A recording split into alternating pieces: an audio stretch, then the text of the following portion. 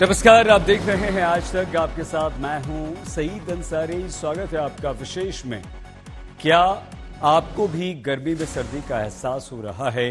क्योंकि मार्च खत्म होने को है, लेकिन मौसम लोगों को काफी कंफ्यूज कर रहा है कि वो क्या करें। ऐसा लग रहा है कि मार्च में सर्दी, गर्मी, बरसात तीनों ऋतुएं एक साथ आ गई हूं। पहाड़ों पर लगातार बर्फबारी हो रही है, जिससे मैदानी इलाकों में पहले ही ठंड का एहसास हो रहा था, लेकिन लगातार बारिश और ओलों ने तापमान को और भी अब लुढ़का दिया है।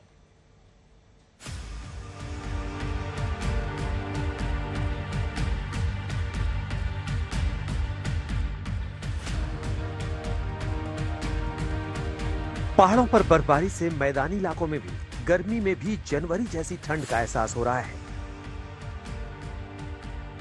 केदारनाथ में लगातार बर्फबारी हो रही है। मार्च में हो रही मूसलाधार बर्फबारी से पारा लुढ़कता जा रहा है।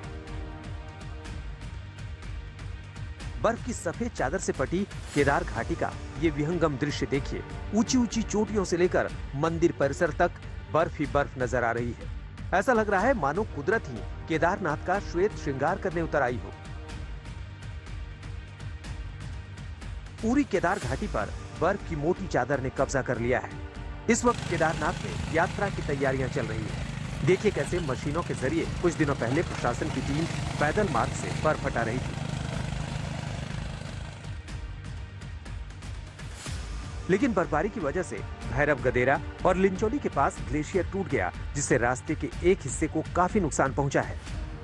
हाल ये है कि केदारनाथ धाम तक राशन पहुंचना भी मुश्किल हो गया है। यहाँ करीब एक हफ्ते से बर्फबारी जारी है। ग्लेशियर टूटने के बाद यात्रा की तैयारियों पर भी ब्रेक लग गया है।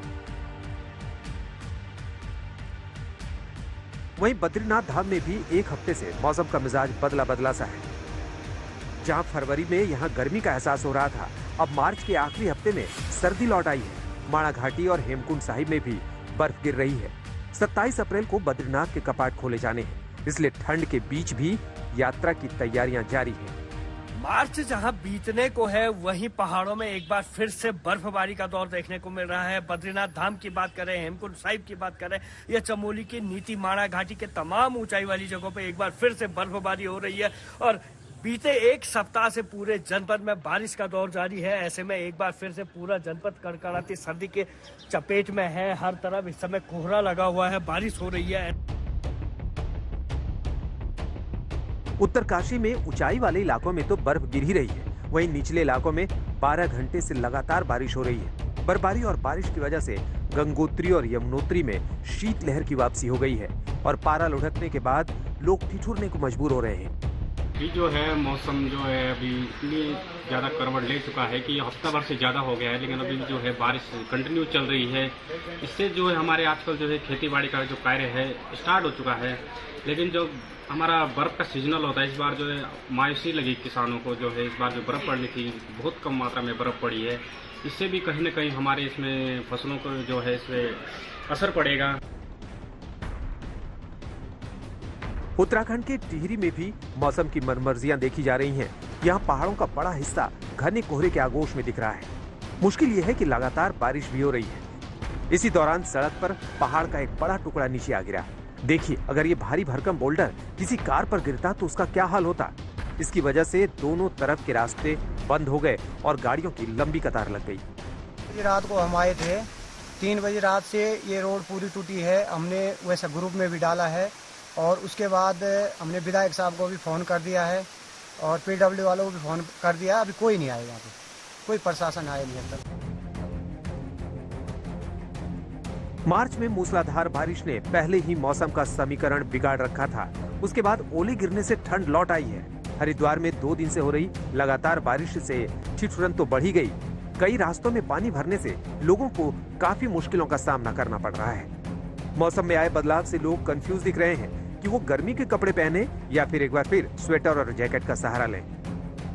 केदारनाथ से प्रवीण सिमवाल, बद्रीनाथ से कमल नयन सिरोड़ी और उत्तरकाशी से ओंकार बहुगुणा के साथ कृष्ण गोविंद कंसवाल, टिहरी, आज तक। बेमौसम बारिश और ओलों के कारण किसानों की तैयार खड़ी फसलें भी बर्बाद हो गई हैं। कर्ज में दबे अन्नदाता फसल चौपट होने से मायूस हैं। कई कई जगह किसानों की फसलें पानी भरे खेत में तैरती हुई नजर आ रही हैं। वहीं मौसम के बदलते हुए मिजाज के कारण उत्तर प्रदेश में तूफान आने, तेज हवा के साथ बारिश की चेतावनी भी जारी कर दी गई है। मौसम विभाग इस ऊट पटांग मौसम की एक बड़ा जो कारण है वो ग्लोबल वार्मिंग बता रहा है।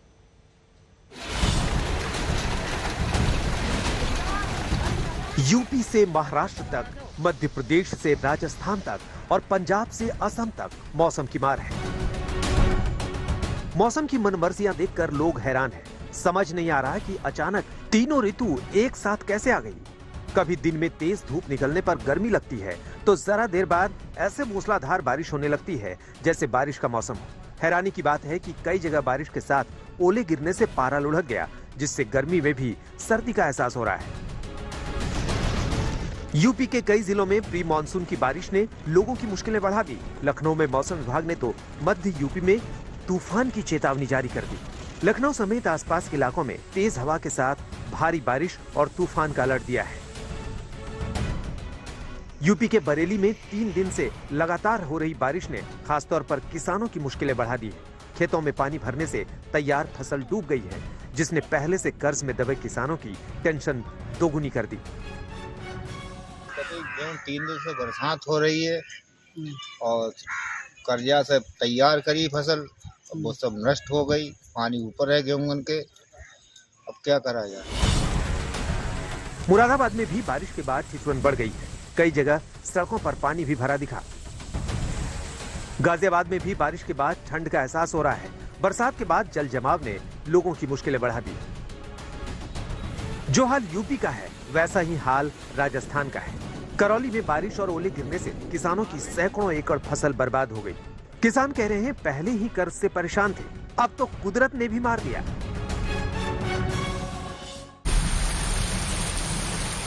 राजस्थान के सवाई माधोपुर में भी बारिश और ओले किसानों पर दोहरी मुसीबत लेकर आए। कटी हुई फसलें पानी भरने के बाद तैरती नजर आ रही हैं। गेहूं की फसल को 95% तक नुकसान बताया जा रहा है। मुंबई में भी प्री मानसून की बारिश ने गाड़ियों की रफ्तार पर ब्रेक लगा दिया, जिससे कई इलाकों में जाम भी लोगों के जी का जंजाल बन गया। उधर अंबाला में भी बेमौसम बारिश की वजह से किसान दुखी दिखे। 3 दिनों से हो रही लगातार बारिश ने फसल चौपट कर दी है। किसानों के मुताबिक सरकार की तरफ से मुआवजे का अभी तक भरोसा नहीं मिला है। असम के डिब्रूगढ़ में भी बारिश के बाद कई इलाकों में जल जमाव दिखा। लोग कह रहे हैं बारिश की वजह से लग रहा है सर्दी फिर लौट आई है। एक्सपर्ट के मुताबिक इस साल देश में सर्दियां पहले ही गर्म रही हैं। दिसंबर और फरवरी 1901 के बाद सबसे गर्म रहे हैं।